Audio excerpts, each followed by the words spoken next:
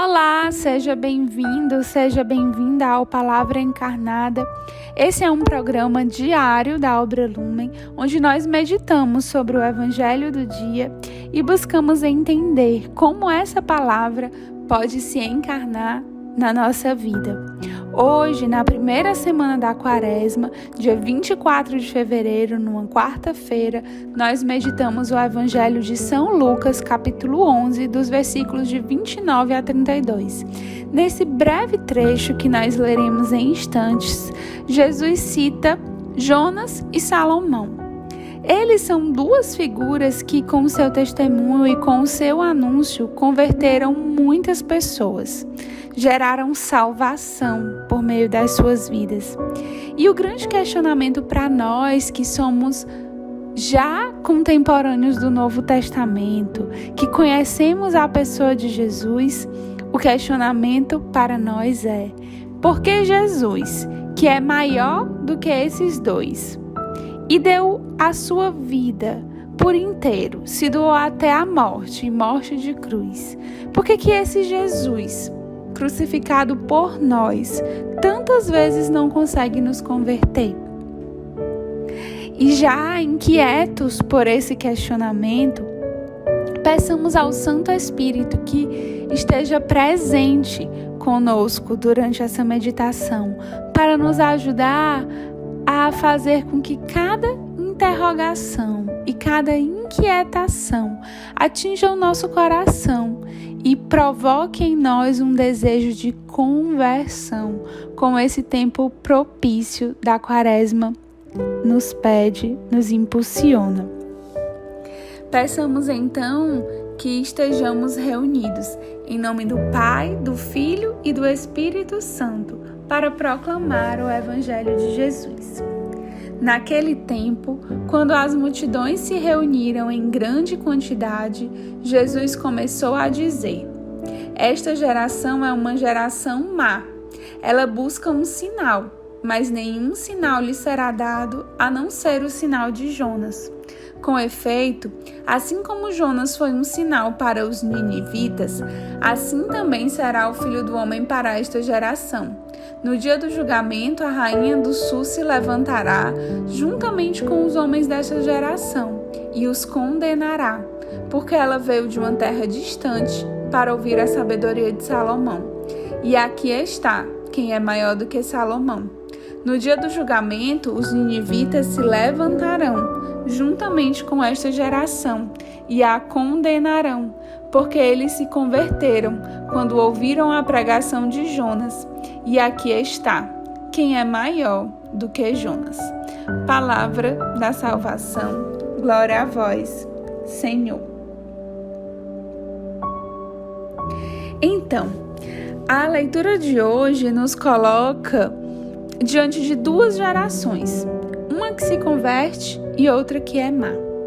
E o nosso primeiro questionamento deve ser: de qual geração nós fazemos parte? Nós somos parte da geração convertida ou nós ainda somos uma geração má? Os ninivitas, como o texto bíblico fala, eles se converteram com a pregação do pobre e miserável Jonas. Jonas que, na sua fraqueza, inclusive quis fugir dessa missão. Mas e nós? Nós ainda estamos esperando um sinal? A rainha do sul, que é citada também, ela se converteu por conta da sabedoria de Salomão. E por que nós não nos convertemos se nós já conhecemos o poder, a realeza e a sabedoria de Jesus, que é Filho de Deus? Jesus que nos deixou o Espírito Santo, que nos deixou a igreja, da qual nós podemos fazer parte. Porque mesmo tendo a igreja para nos pastorear, nós ainda não nos convertemos. Porque mesmo com o testemunho de tantos santos, com o Evangelho, com meditações diárias, nós ainda não nos convertemos.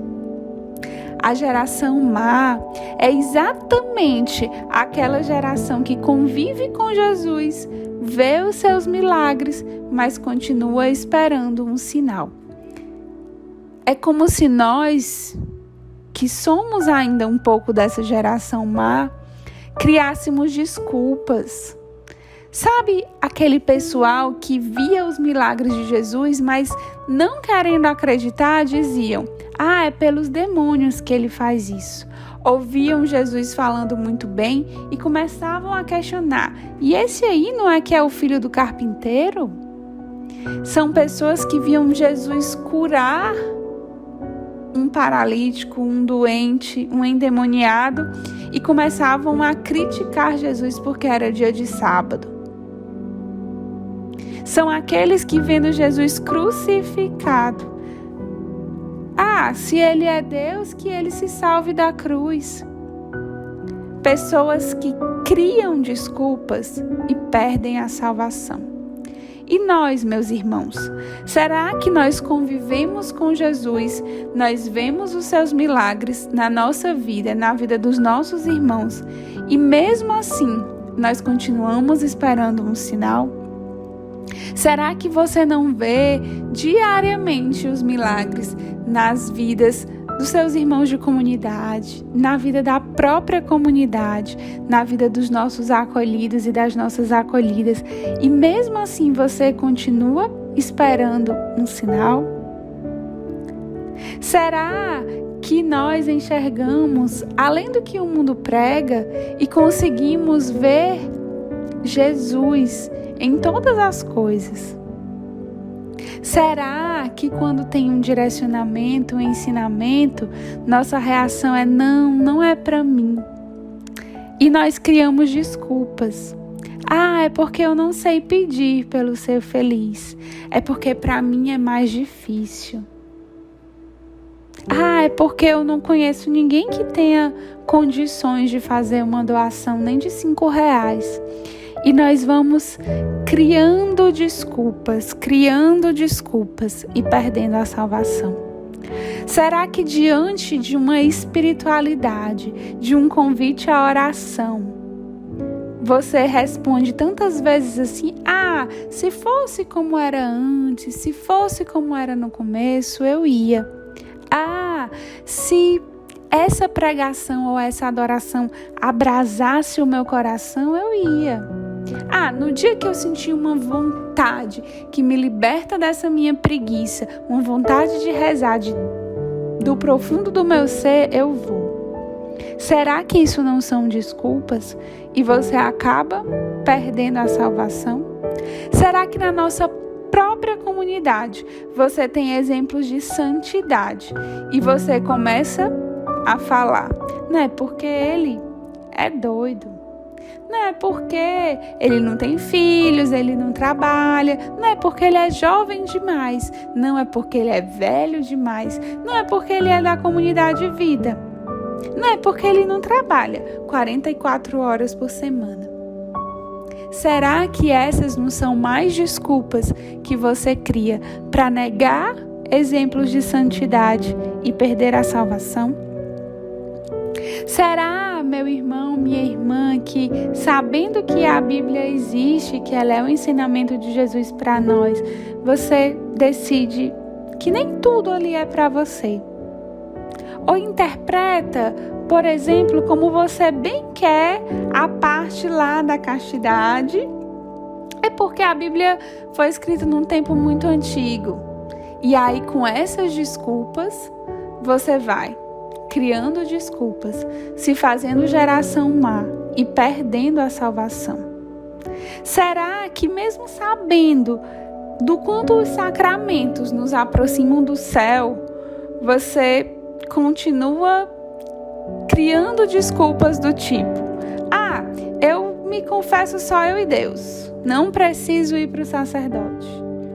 Ou você se conforma com o mínimo e pensa que já vou à missa ao domingo, assim eu já não vou para o inferno porque já estou cumprindo o preceito, e você cria desculpas para não ter uma espiritualidade mais constante, para não viver os sacramentos de forma mais constante. E assim você perde a salvação. Essas são apenas pequenas reflexões, pequenos pontos para que você possa pensar, e eu também, de que geração nós fazemos parte e de que geração nós queremos fazer parte.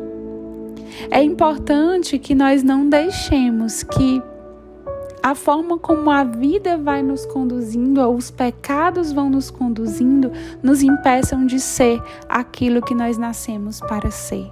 Nós nascemos para ser a geração convertida, a geração do céu, a geração que anuncia e que também com a nossa vida promove a salvação.